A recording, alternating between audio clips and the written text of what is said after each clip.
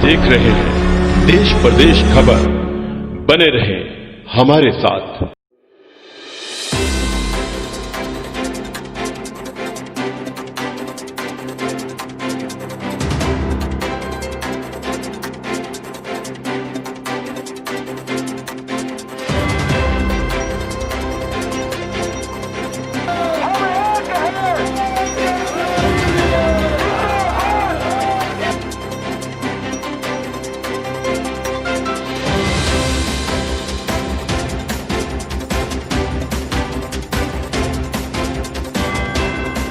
भाई वही धरना चलता रहेगा जब तक मांग नहीं होती, चाहे गोली मार दे, जान से मार दे, पीछा नहीं हटते हैं।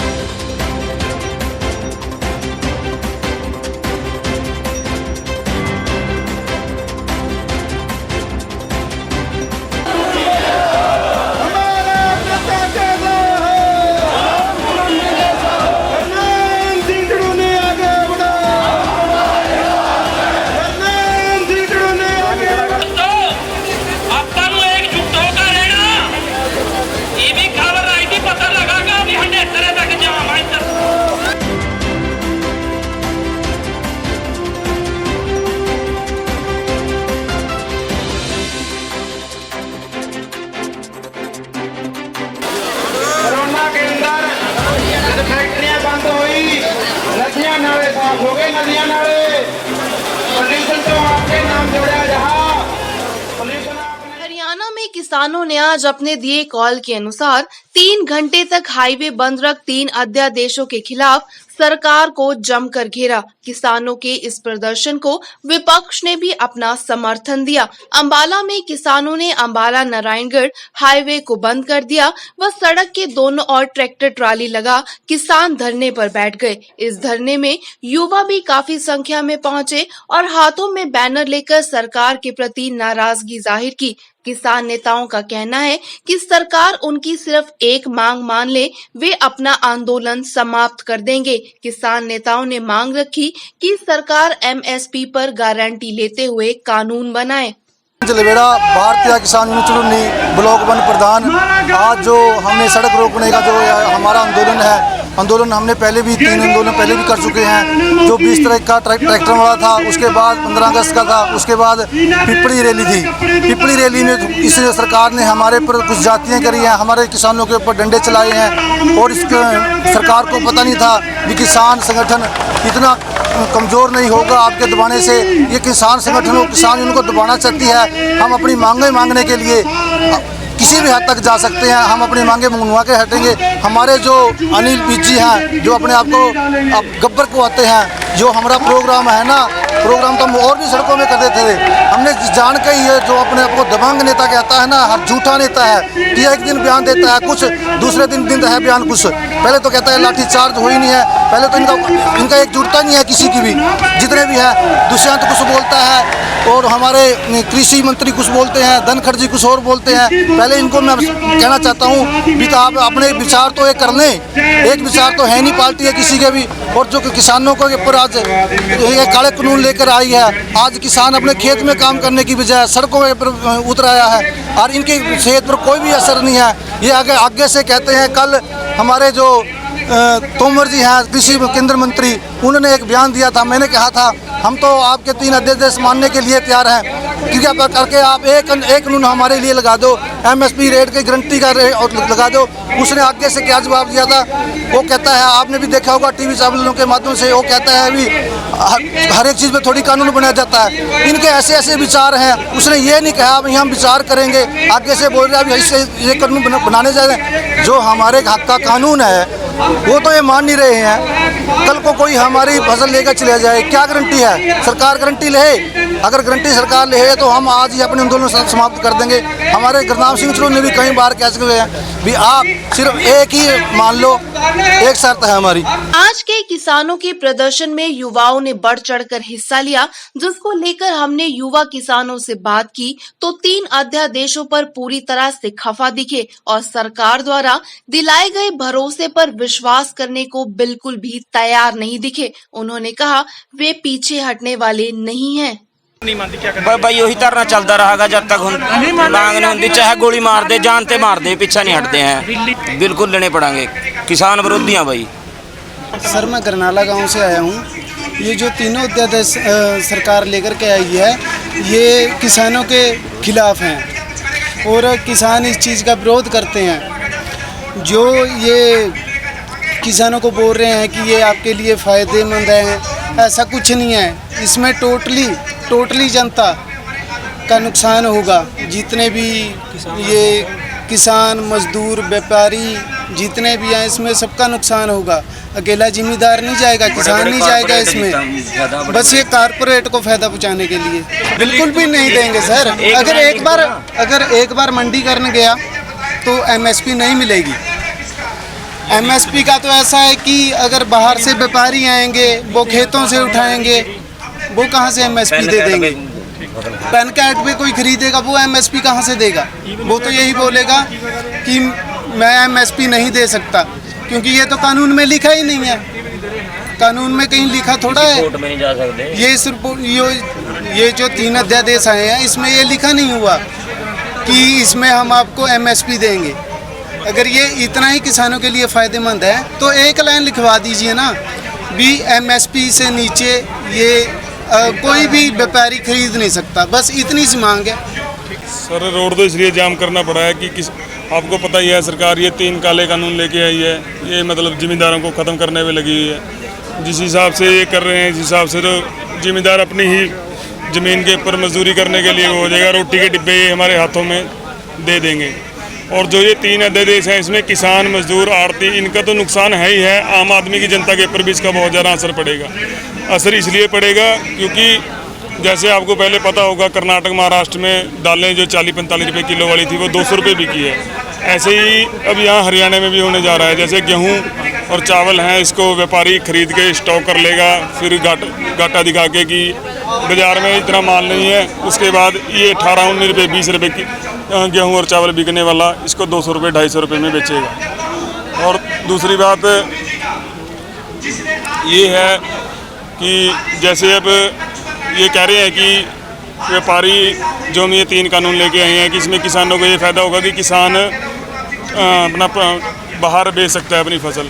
पर अगर इनसे हम ये पूछना चाहते हैं कि पहले किसान को क्या बंदिश थी कि वो बाहर नहीं बेच सकता था? पहले भी किसान को पूरी छूट थी।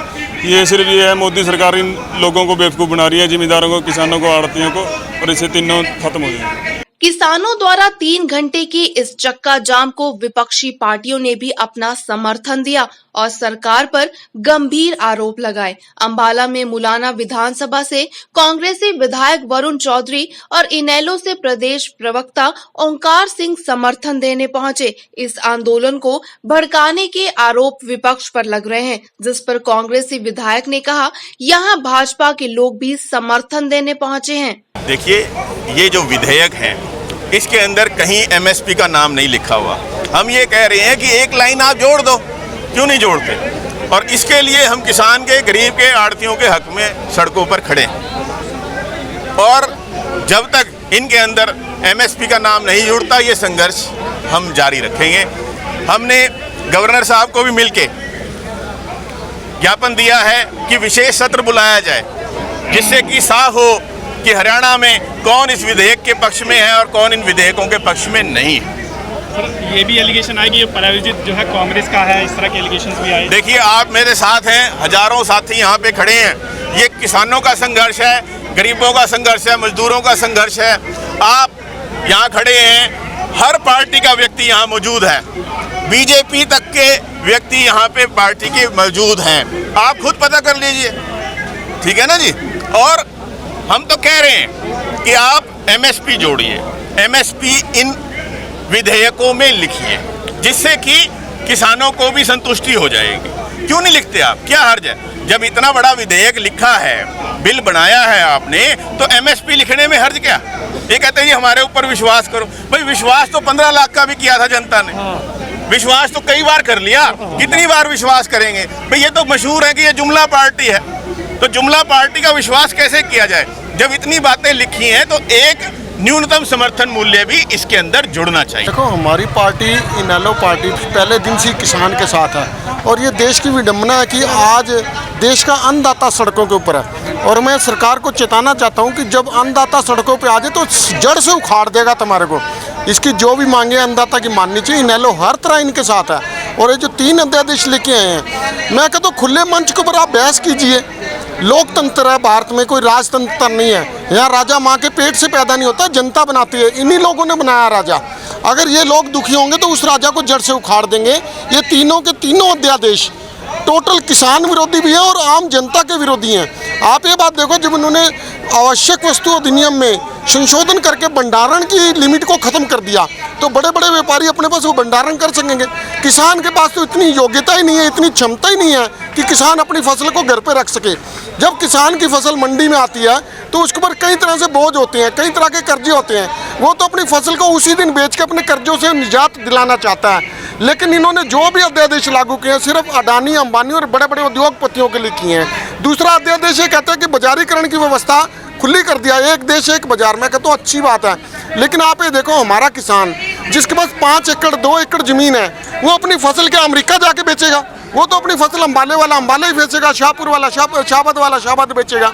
इन्होंने जो लिमिट हटाई है ये बड़े बड़े उद्योगपतियों के लिए हटाई हैं, ताकि वो आके दिल्ली के उद्योगपति आके हरियाणा का माल खरीदें, हरियाणा वाले आके जाके दूसरी जगह खरीदें। ये सारा का सारा एक साजिश है किसान और अन्नदाता को कमज़ोर करने की, ताकि किसान और अन्नदाता इनके नीचे आ जाए। इनेलो हर तरह से इसके साथ खड़ी है। हमारा एक कार्यकर्ता इनके साथ।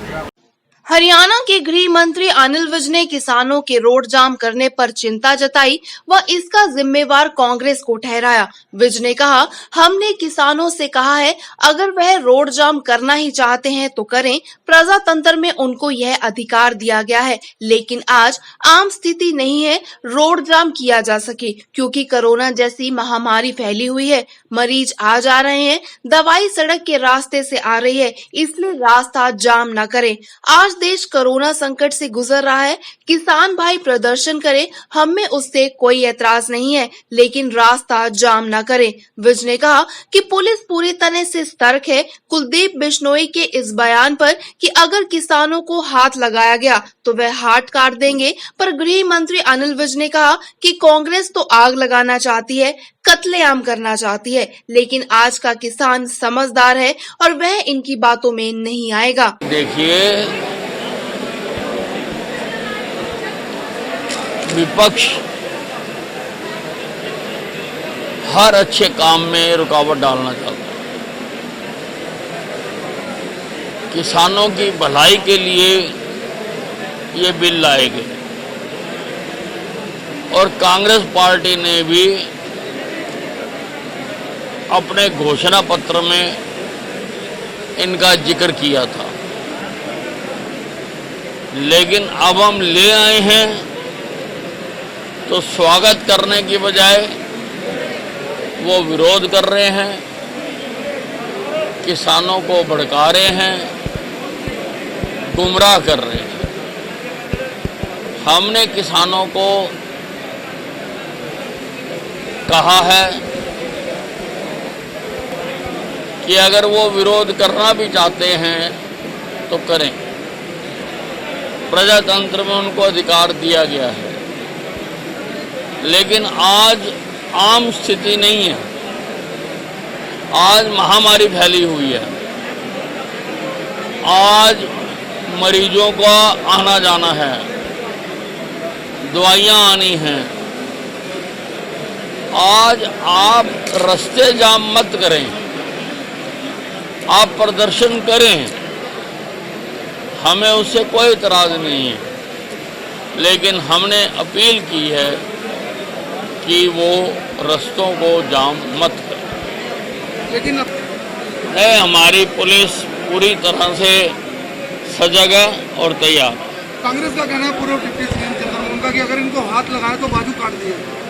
हाँ, मैंने तो बताया कि कांग्रेस तो आग लगाना चाहती है, कत्लेआम करवाना चाहती है, काटा पीटी करवाना चाहती है। तो कांग्रेस तो चाहती है ये, लेकिन लोग किसान समझदार हैं, वो इनकी बातों में नहीं आएंगे।